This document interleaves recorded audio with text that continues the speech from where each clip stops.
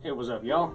Just wanted to show off something that I really enjoy doing. Get centered up here. This is a showcase of my Renaissance Fair costume. We love going to the Renaissance Fair. Once a year, we would go more if we could, but can't, so we do it once a year. Down here in South Texas, there's a few options for Renfairs. Normally we split between Scarborough Fair up there in Waxahachie, Sherwood Forest up in Giddings, I believe. We went to Avalon Fair last year. That was a lot of fun. Really small fair, but that was a lot of fun. Went to Texas Renaissance Festival over near Houston one year, and we'll never do that again because it's just way too crowded, way too big, way too crowded over there. The only thing I can say nice about that fair is the weather was nice. Down here in South Texas, it gets pretty humid. But anyway, my costume. My favorite class in role-playing is a Cleric, the fighting priests. And so I wanted to make a Cleric costume, and it starts out with, got pants. Pants, very important. You want to wear pants or something to cover your nethers. And a basic robe, just a monk's robe. Got both of these off of Medieval Collectibles, as a lot of these things came off of that. But also made a few of my own things, which I'll show here in a second. So it starts with the robe and pants, and then I'm going to build up on it and kind of explain and describe things as I go. So, alright, next thing I put on, leg wraps and shoes. These shoes are handmade. I got them, I want to say on Etsy. They're kind of in the Viking style, I believe. I think. I don't know, but I thought they looked pretty cool. I got these big honking rubber soles on them because I'm kind of a klutz sometimes. If I can slip, trip, or fall, I will do one or all of those. On the leg wraps, very, very important. You got to actually kind of practice with these things because you got to figure out how many times to go around. I've learned to wrap from the top to the bottom. I see a lot of how-to videos going from the bottom to the top. I go top to bottom. Let me see if I can get this. I go top to bottom because if you can kind of see, I hope you can, that the round above tucks into the round beneath it all the way down. If you go from bottom to top, then the bottom part of the round pokes out, and as you're walking, these things want to start unraveling. And I've found that if you wrap from top to bottom, where the bottom of the round goes into the round beneath it, then it can't unravel, at least not as easily. I've gone all day, wrap it from top to bottom. I've gone all day with no problems. Like, it doesn't want to come undone. It, cinches down on itself.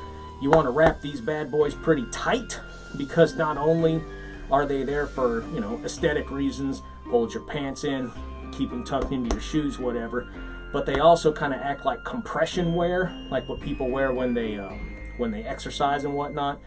And when you're walking around in, like when I show you what I've got, it can get kind of heavy. I mean, just walking all day in general can wear on your ankles and your feet, but this kind of helps to keep the fatigue down, as it were. And so yeah, you want to wrap these bad boys pretty tight. And you do, like I said, you got to kind of practice with it because you got to figure out how many times you got to go, where to start, so that when you actually get to the bottom, you stop in a good place and are able to get your shoe on and whatever. So there it is. Foot wraps, shoes, or leg wraps, shoes. And next, I shall don my priestly battle rattle. Alright, first up we've got my breastplate. More of like a gut plate, I guess. I just really like the way this one looked. I'm not real into flashy stuff. I'm not real into like that whole, I don't know, Warcraft kind of look. I'm more into like old school kind of Warhammer looking stuff, or sort of like low fantasy, dark fantasy, sort of, you know, fantasy, medieval, whatever. I know this isn't historically accurate, but neither are clerics, so whatever. So this I got again on Medieval Collectibles. I forget what the hell it's called, like Rogue or Renegade or something like that. But there's the breastplate. Next we put on the rest of the gear. Alright, and here we go. Like I said, full battle rattle. Got my holy emblem here. Let me see if I can get that close to the camera. Can you tell me what that comes from? Points to anybody who can tell me what this is from. Kind of a little Easter egg thing.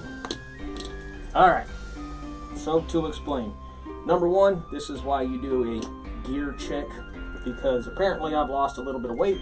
Never a bad thing. So I'm going to have to punch some more holes into the belt here. On this thing, I actually had to add, let's get into the light here, this large middle belt. It only came with these two smaller fasteners, and this thing, for what I'm using it for, it kind of needs that extra belt that actually goes all the way around and really cinches it down good, because I've added, this is actually a tool harness for a tool belt that I found on Etsy.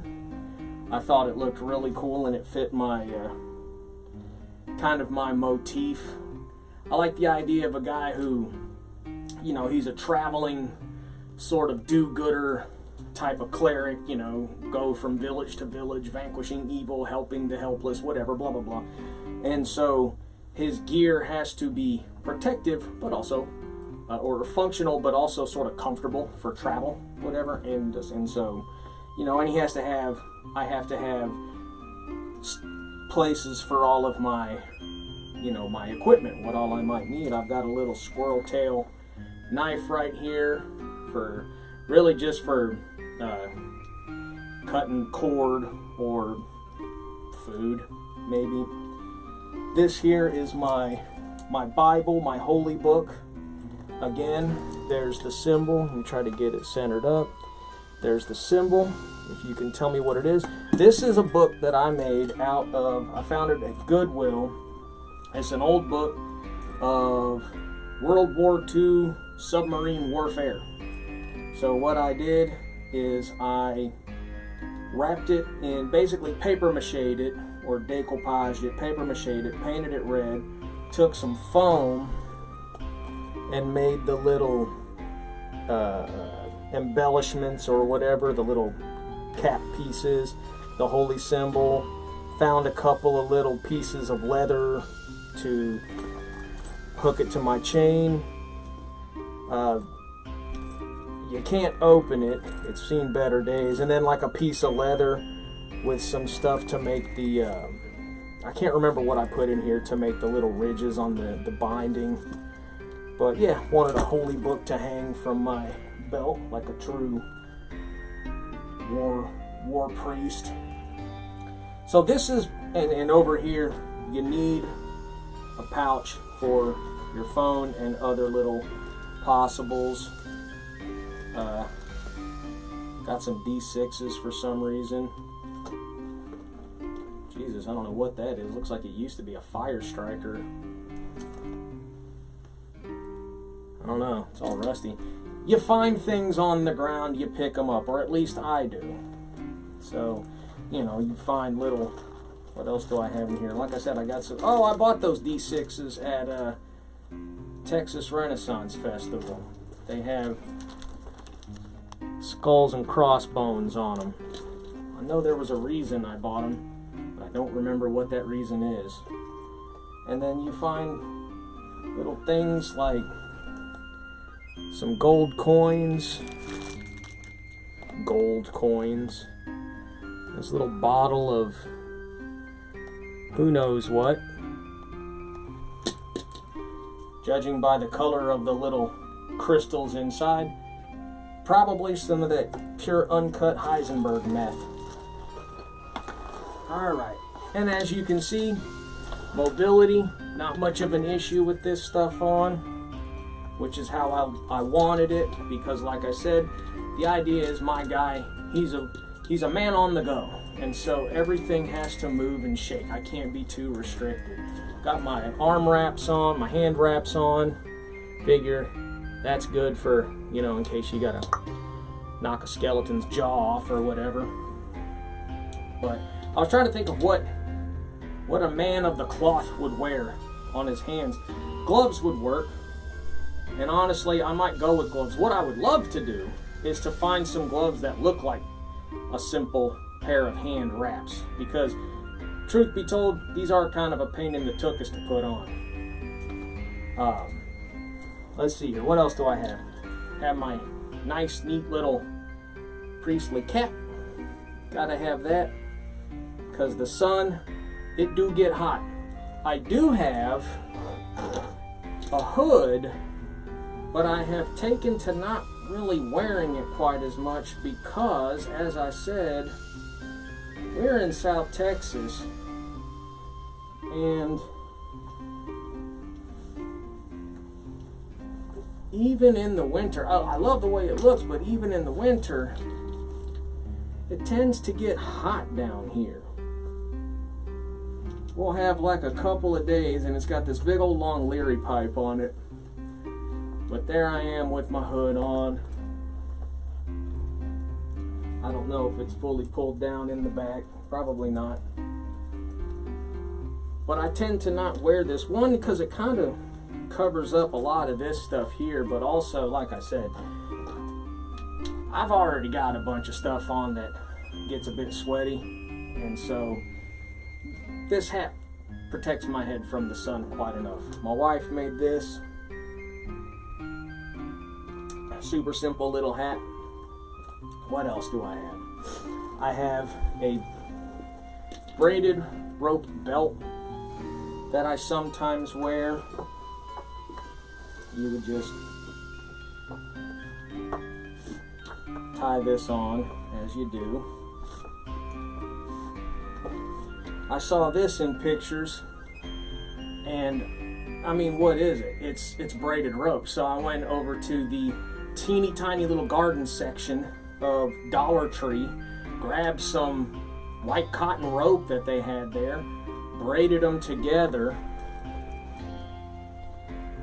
whipped them, so and then have the three ends, whipped the ends, and bada boom, bada bing. You've got, I don't know what they call this. I saw it in, you know, guide reenactment pictures and whatnot, and I thought, well, that looks cool. So made my own one of those. I figure for a priest, I'm hunting the undead and whatnot, so took some, bought some plungers at Dollar Tree, stakes for vampires, from, you know, plunger sticks.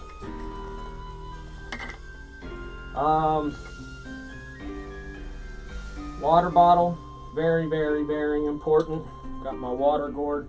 I made this funky little catch on it. I might redo this catch because it works. And the way you would do it is you just bring it up. Well, see, this is what makes it so funky. Like I found this piece of wood and I thought it looked pretty neat. So I made a little weird catch out of it. And I wanted to make the actual little thong that it hangs from out of something that it looks like I said, a man of the cloth would, you know, a simple godly man, nothing flashy, would make his make something like this out of. But anyway, super handy. Always want to have a water bottle on you, and this way, number one, you're not having to carry it. Number two, it's a part of your costume. So this is just a water gourd, and this, I got this during COVID when all the Renfaires were shut down. Sherwood Forest had this affair from afar thing where you could still watch videos of people putting on performances, you know, from their backyards, the performers and whatnot, and order from the vendors, since they weren't able to go to the fair and actually set up and, you know, make a living. And this guy did this. It's a single line carving of a goat. I really like goats, and maybe it's because I'm a Capricorn, or maybe it's just because goats are cool as shit. But yeah, it's a single line, burned in image of a goat. What the hell do you call that? Engraving, whatever. Anyway, I've got my, if I want to carry these, my Batman utility belt of all the things that a healer might need.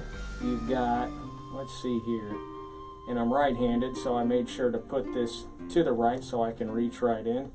You've got, yes, I made this. Aren't I so clever? Got a little packet of ingredients.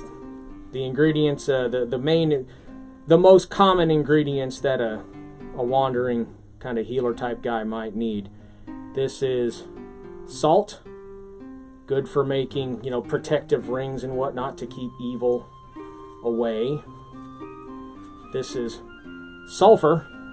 It's actually just sidewalk chalk, but as you can see, I put a little sulfur symbol on it, the alchemical symbol for sulfur, because they probably wouldn't have the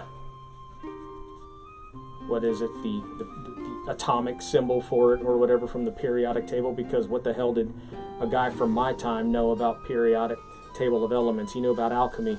Here we have copper. Never know what you might need copper for. I'll have to look it up. These little bottles I just got from Dollar Tree. And same thing with the little shavings inside here. This is silver. These little shavings, they have these little just metal shaving packets, things that you can buy there. So I was like, well, that looks like gold, silver, and copper, so why not? And speaking of, here's old gold.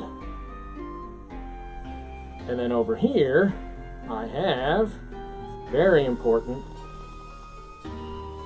powdered unicorn horn. Very potent stuff right there. Bad guys, not fans of powdered unicorn horn. Very potent indeed. So that all rolls up in there, gets packed back in here. What else do we have in our marvelous little chest of toys? What's in here? Nothing in there because it fell out.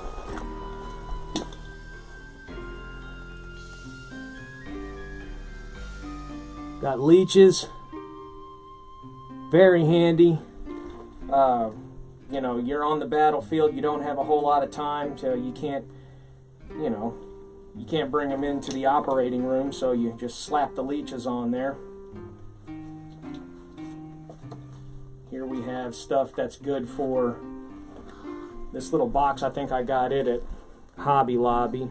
Just a little wooden box, but I covered it with like a purpley maroony felt, just some felt we had lying around. And then in there we've got what is this? I think it's a little bit of, I think this is dragon's blood. It's either frankincense or I think it's frankincense. I don't know if I would do dragon's blood. I'm pretty sure that I would do frankincense because, you know, the gift of the magi, gold, frankincense, myrrh. What else do we have? Because, you know, a priest needs incense and balms and things like that. Another box. Another of the little Hobby Lobby boxes that I just stained. They're chintzy. Ah, here we go. Palo Santo. Need that. What do we have in here? This might be the frankincense, actually. This is the... I love it. This is the frankincense. So the other one is dragon's blood, then. Because, I mean, you know, it's fantasy. Dragon's blood, hello. Very valuable stuff. Crystallized dragon's blood. Come on. Even if you don't wind up using it, that could command a premium in a market somewhere. And then I found this little wooden bell. It's made from olive wood. And I thought maybe it would be kind of cool, the idea that it's a wooden bell, but when evil is near, it sounds like a real metal bell. Huh? Normally, if you're safe, it just sounds like a little wooden bell. But if evil's near, ting-a-ling-a-ling, rings like a bell. Warning, you know. Thought that was kind of something else in here. Kind of a neat little idea. Ahaha! Yes, yes, yes. Here we have. These are the knuckle bones of Saint Pugnacious, who fought evil barehanded. These are a holy relic that I carry with me. And the idea is you hold these in your hands and your fists themselves become weapons of God. Right? I engraved them with... I don't remember what that script is called. Aramaic, I don't know. Angelic script. But I think, if I remember right, it says, "In the name of God, I smite thee." And then I just rubbed... These are actual chicken bones that I found lying around at work. So I was like, hey, those look like finger bones. They're the knuckle bones of Saint Pugnacious, like I said. So, I kind of got this whole idea from Hellboy, because, you know, he runs around with this belt full of little odds and ends and whatnot, and winds up sometimes using little things he's got hidden in his little pouches and pockets against evil, you know, little holy seals, sugar skulls, things like that. Alright, next up, backpack. Backpack, very handy for carrying stuff you buy at the fair, the map of the place. What's a cleric without a mace? I made this myself. Fully functional, battle ready. This is just a wooden shaft and a piece of pipe that I found, again, at work. And I got all of these square-headed bolts. And if I had to do it all over again, I probably would not go to all of this trouble. Because this is a solid piece of not thin steel. And I had to drill 16 holes in this thing. Do you know how long it takes to drill through a piece of metal like this? Because I do. I know how long it takes to do it 32 times because I made 2 of these things for some reason. But this one's longer. I like this one. And again, this is why you do a gear check, because I just remembered that the holster that I keep this thing in busted. So I'll either have to leave this one here for this year, because we're leaving in about a week. And I still have work to do. But wrapped the handle. Nice simple wrapping. Good grip. I like this one because it's short enough to be one-handed, but long enough for a two-handed strike if I needed to. And of course it's got, you know, the wrist thong on it so that it won't fall out of your hand in the heat of battle as you're swinging things. It's not just that your sword or weapon might get knocked out of your hand, but your grip starts to loosen. And so that helps to keep it, not that I'm planning on doing a whole lot of actual hand-to-hand combat, but, you know, that's what those little thongs that go around your wrist are for. This is a little pinky ring I won for doing a little a scavenger hunt at Avalon Fair up there up around the Kilgore area. Last thing.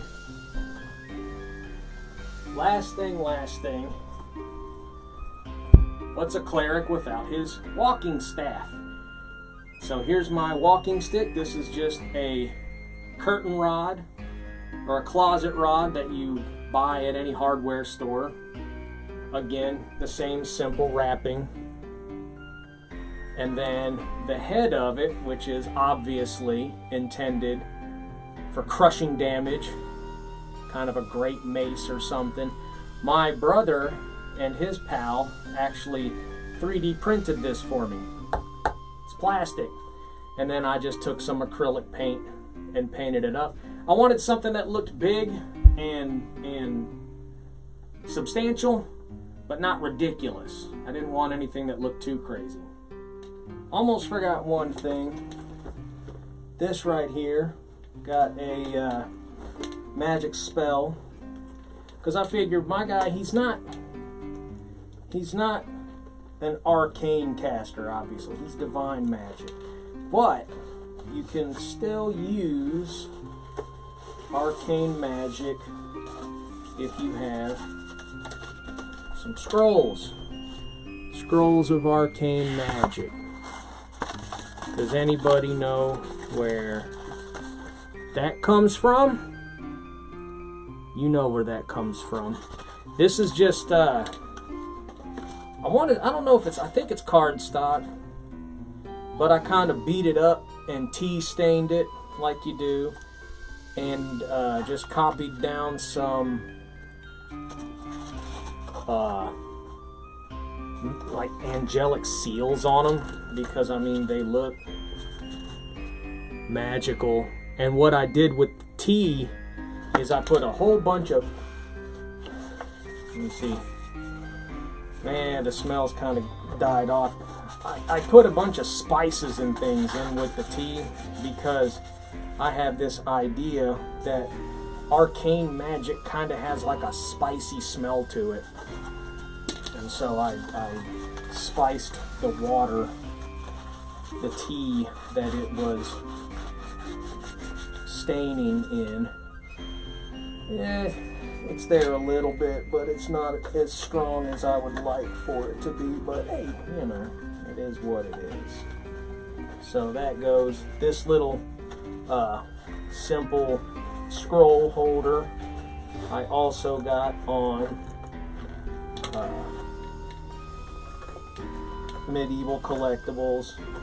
I think we had to redo the strap, or the buckle on this thing, the actual strap that straps down, because man, this thing did not want to, it didn't want to close. It was way too tight. And so I think we wound up redoing that. So yeah, spells. So, you know, I don't innately cast arcane spells, I cast divine spells. But I can burn one of these to cast an arcane spell if I need to. So yeah, that's my kit. My Renaissance Fair costume, garb, if you will. Like I said, clerics have, for the longest time, been my favorite class. They're the Swiss Army knife class, whatever. I like them because I feel like they're the ultimate class for filling in gaps in the party. You know, sure, yes, they excel at healing. That's great. They're the undead's worst nightmare. That's great. But they're also a cleric is a very versatile toolbox. If the fighter's in trouble, the cleric can step up and do a little bit of fighting / tanking. If you need a little bit more magic damage, cleric's got that divine magic. If you need a face man, you know, clerics usually have, you know, maybe a little bit of charisma, but good wisdom score. And just kind of wherever there might be a gap in the party skill-wise, clerics can kind of help out with that. You know, they can also do a lot of blessing, you know, give people defense boosts and things like that.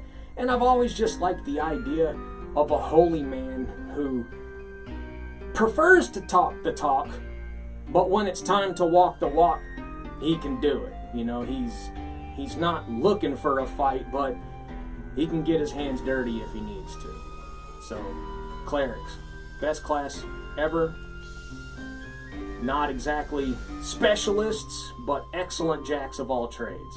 And, you know, like I said, fighting holy man. What's cooler than that? So there it is. There's my Renaissance Fair costume. Been wanting to do a little video on this for a while, and well, gear check time. Time to do it. We're going to a fair here pretty quick. So, and I just wanted to show it off to you guys. And again, if anybody knows where my holy symbol comes from,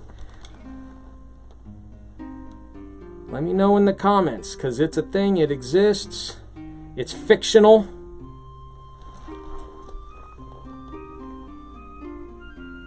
There it is. Trust me, you know where it comes from. Alright, thank you all so much for watching. Umbasa.